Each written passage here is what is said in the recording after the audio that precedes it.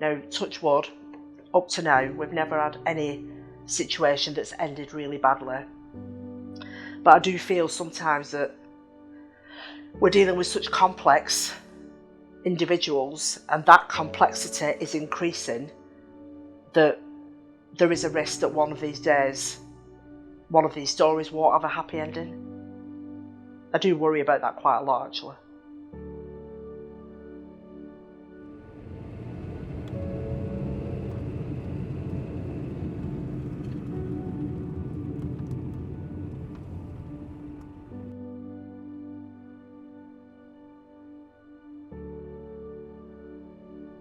The landscape for funding in the charity sector now is really competitive and really difficult. So you've got to try and make sure that you're doing things differently. That, you know, if somebody's going to choose to spend £50, £500, £5,000 on your charity or on a charity, that this is the one that they pick, and that they know the impact it's had, which is saving lives. Backup as an organisation provide housing support for young people that find themselves, for all different reasons, in different situations, but homeless situation.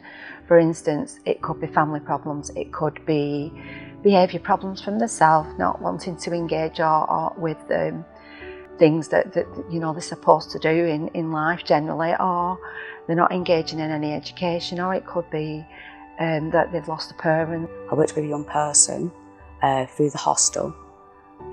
She went out maybe Friday, and at that point we wasn't open at weekends, and she turned up saying it was Monday morning and she couldn't walk. You could tell she didn't know where she'd been all weekend. Now that is just melted my heart, because it was just like, oh my gosh, what do we do here? She remembered going to one property with one male. When she woke up, there was a few males in that property, and she had no recollection of what happened to her.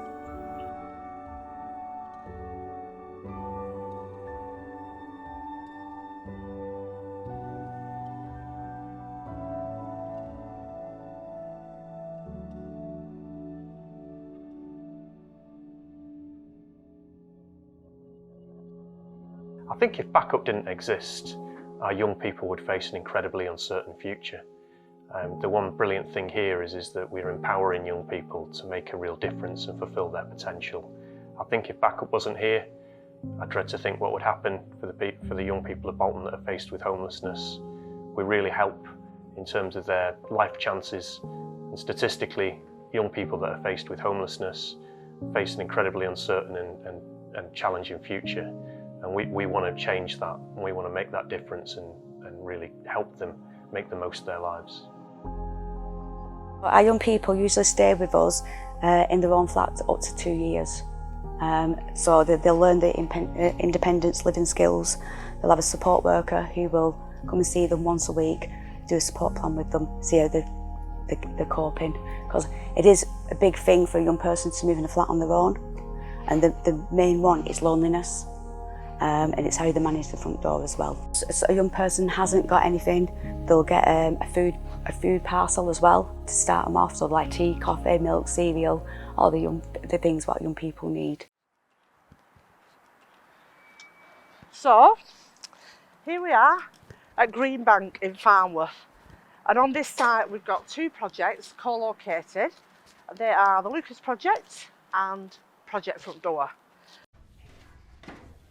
The keys are down here.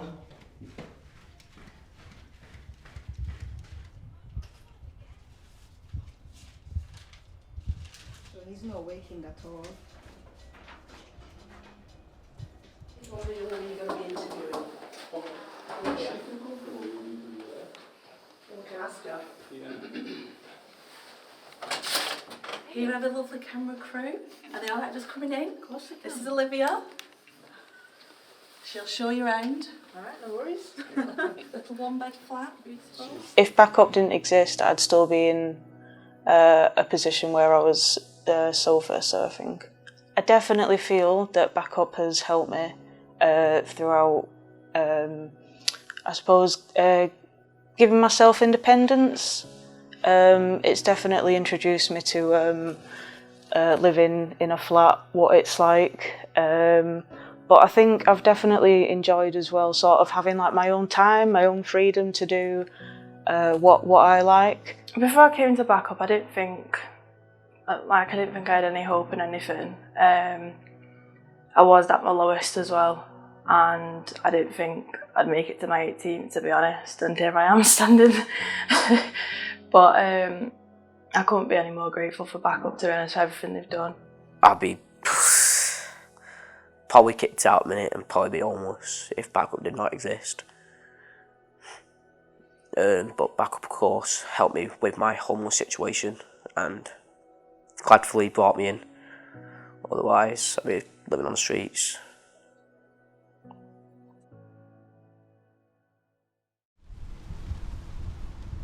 So this is another wishing tree, but you can see that some bright spark has put on that she wishes that she could marry Justin Bieber.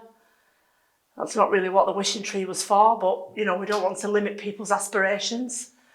But I wish I had a healthy mind. I wish there were no victims. I wish I was never hungry. I wish I had a place to call home. I wish I was happy. It just shows what people were thinking at the time that they were designing this picture. I'm still not happy about Justin Bieber making his way to the wishing tree, but you can't have everything. If we were in a scenario where it's had a really bad ending or something tragic has occurred, if we haven't been able to prevent it, it will not be because of anything we have done or not done. But there are limits to where we can go. We provide supported housing. We provide a package of support that is to enable and empower young people to think for themselves, to live independently, to make safe choices. This scheme is running round the clock. It's relentless. It's 24/7. So in a 24-hour period, the staff team here could be responding to an emergency, such as someone has got no gas or electric, that it's been switched off, that they have ended a relationship with a partner, that they've suffered a bereavement, that they've not done the homework, that they didn't get the place at college they were hoping for, that they've crashed their car. I mean, it literally could be any sort of incident, and our staff will just respond and deal with it appropriately. So that could be emotional support, practical support, telephone calls, accompanying them to other places, taking them to hospital, whatever it is, we will do it. We do a lot of work in partnership, so that means making referrals to specialist services like Endeavour Domestic Abuse Service or counselling or work around addictions or anything to do with health. It could be anything at all. So whatever issue the young person presents to us with, we will have a look at, have a conversation with them, talk to them about what they want and need, and then make the referrals to other agencies. So sometimes we have other agencies coming here to provide that support directly. In other cases, we will take them away from the project to go to that venue, whether it's the hospital, a GP, the job centre, absolutely anything at all. Just Lucas Project.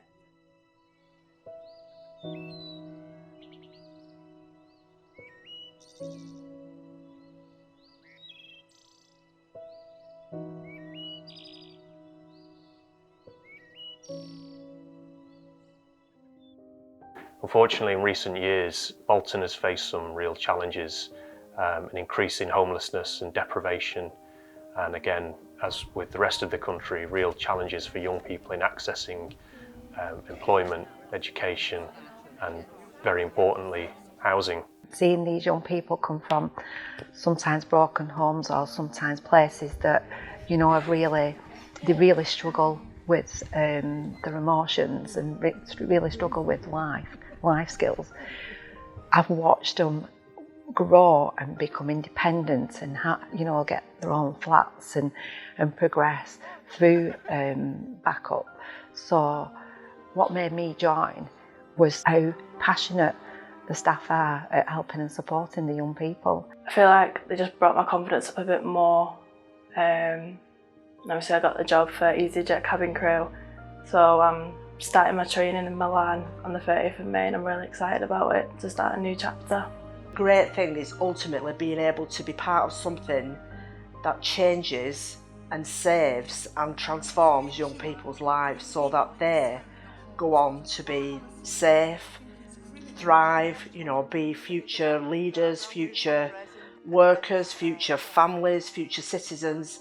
It's a really rewarding job, especially when you know the background that they've come from has been so debilitating, that they've experienced such traumas.